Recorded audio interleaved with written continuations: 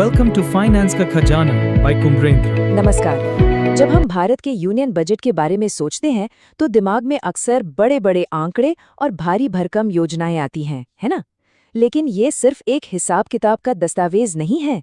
ये तो हमारे देश की पूरी आर्थिक यात्रा की कहानी है। एक कहानी जो बताती है कि कैसे एक देश ने अपनी किस्मत को अपने हाथों में लिया।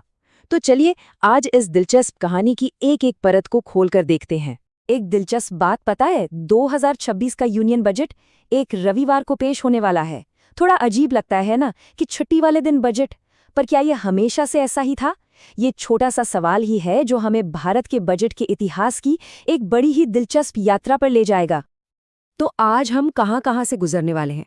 सबसे पहले देखेंगे बजट का कॉलोनियल हैंगओवर, फिर समय के साथ इसमें आए बदलाव, उसके बाद 2017 के वो बड़े रिफॉर्म्स, और फिर देखेंगे कि भारत की बड़ी आर्थिक कहानी में ये सब कहाँ फिट होता है, और सबसे जरूरी बात, इन सब का हमारे लिए मतलब क्या है। तो चलिए कहानी की शुरुआत वहीं से करते हैं जहां से इसकी जड़ें जुड़ी हैं। और भारत के बजट की ये जड़ें हमें सीधे ले जाती हैं ब्रिटिश राज के जमाने में। जी हाँ, इसकी कई पुरानी परंपराएं वहीं से शुरू हुई थी। जरा एक नजर इस पे डालिए।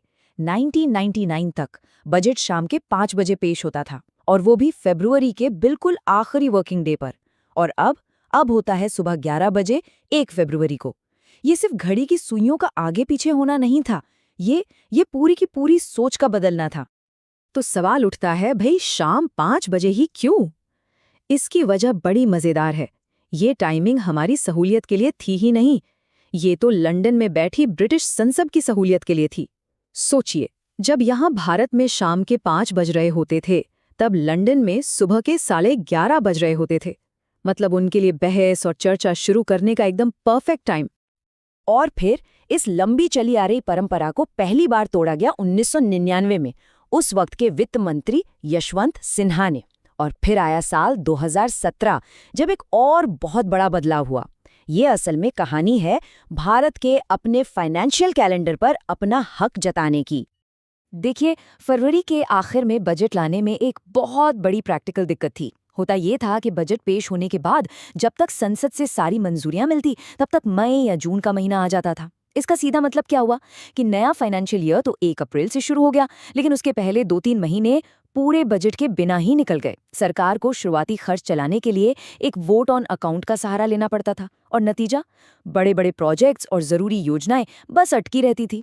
तो इसी प्रॉब्लम को सुलझाने के लिए 2017 में ये बड़ा बदलाव किया गया। प्रधानमंत्री नरेंद्र मोदी का ये बयान इसका मकसद बिल्कुल साफ कर देता है। लक्ष्य एक ही था कि फाइनेंशियल ईयर के पहले ही दिन से, यानी 1 अप्रैल से ही योजनाओं पर काम करने के लिए पैसा मौजूद हो। और इस एक बदलाव का असर जबरदस्त था। जरा ये आंकड़ा देखिए, बजट को सिर्फ 1 महीना पहले करने से 2017-18 की पहली तिमाही में, यानी पहले 3 महीनों में ही 85,000 करोड़ रुपए का एक्स्ट्रा फंड मंत्रालयों तक पहुंच गया। इससे आप अंदाजा लगा सकते हैं कि जमीन पर काम कितनी तेजी से शुरू हो पाया होगा। लेकिन कहानी यहीं खत्म नहीं होती। 2017 में सिर्फ तारीख नहीं बदली थी, ये तो एक बहुत बड़े रिफॉर्म पैकेज का हिस्सा था जिसने बजट की पूरी शक्ल ही बदल कर रख दी। चलिए देखते हैं कि वो और बड़े सुधार क्या थे। तो 2017-18 का बजट सच में हिस्टोरिक था। एक तो तारीख पहले आ गई, दूसरा 92 साल से चली आ रही रेल बजट की अलग परंपरा खत्म हुई, उसे आम बजट में ही मिला दिया गया। और तीसरा, प्लान और नॉन प्लान खर्च का जो पुराना सिस्टम था, उसे भी खत्म कर दिया गया। अब ये जो 92 साल पुराने रेलवे बजट को खत्म किया गया, ये अपने आप में एक बहुत बड़ा कदम था। इसके पीछे 2 बड़ी वजहें थी। पहली, सरकार की पूरी आर्थिक तस्वीर एक जगह एक साथ दिखे, और दूसरी, रेलवे को हर साल होने वाली लोक लुभावन घोषणाओं के पॉलिटिकल प्रेशर से बाहर निकालना, ताकि उसके फाइनेंशियल हेल्थ पर ध्यान दिया जा सके। और ये प्लान बनाम नॉन प्लान वाला जो सिस्टम था, वो तो एक अलग ही उलझन थी। इसमें होता क्या था कि एक झूठी धारणा बन गई थी कि प्लान वाला खर्चा, मतलब नई चीजों पर खर्च, वो तो अच्छा है, और नॉन प्लान खर्चा जैसे सैलरी या मेंटेनेंस, वो बुरा है। सोचिए, एक नया स्कूल बनाना तो आ गया प्लान खर्च में, लेकिन उस स्कूल में पढ़ाने वाले टीचर्स की सैलरी वो नॉन प्लान में आती थी। अब सवाल यह है कि बिना टीचर के स्कूल का क्या फायदा? तो इस बंटवारे की वजह से जहां असल में पैसे की जरूरत होती थी वहां पैसा पहुंचाना ही मुश्किल हो जाता था। अब ये जितने भी सुधार हुए हैं ये कोई रातों रात नहीं हो गए। ये असल में भारत की 75 साल से भी ज्यादा लंबी इकोनॉमिक जर्नी का एक बहुत जरूरी पड़ाव है। और इस पूरे सफर को समझना जरूरी है, तभी हम इन बदलावों का असली मतलब समझ पाएंगे। अगर हम पीछे मुड़कर देखें तो आज़ादी के ठीक बाद शुरुआती दशकों में बजट का पूरा फोकस था देश की नींव रखने पर। फिर आए 60s और 70s, युद्ध और सूखे का दौर। तब बजट में काफ़ी सख्ती आई, टैक्स भी बहुत ज़्यादा थे। 80s के दशक में थोड़ा मॉडर्नाइजेशन की तरफ झुकाव दिखा। और फिर आया 1991, एक लैंडमार्क साल, जब देश ने लिबरलाइजेशन का रास्ता अपनाया, जिसने हमारी इकोनॉमी की दिशा ही बदल दी।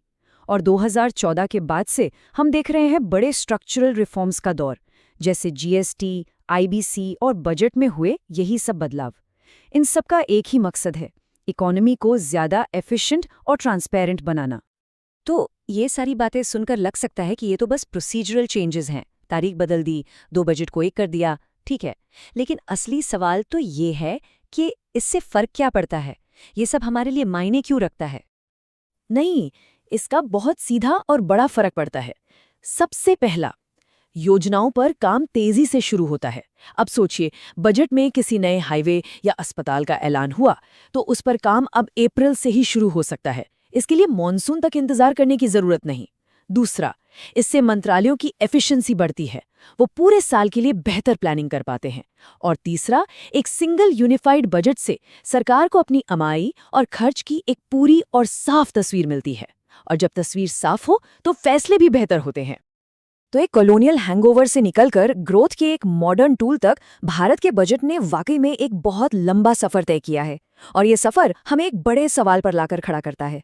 भविष्य की जो बड़ी चुनौतियां हैं, जैसे क्लाइमेट चेंज, आर्टिफिशियल इंटेलिजेंस, एक पूरी तरह से डिजिटल होती अर्थव्यवस्था, इन सब का सामना करने के लिए भारत के बजट को आने वाले 75 सालों में और किस तरह बदलना होगा। Thanks for watching. Share, like, and subscribe.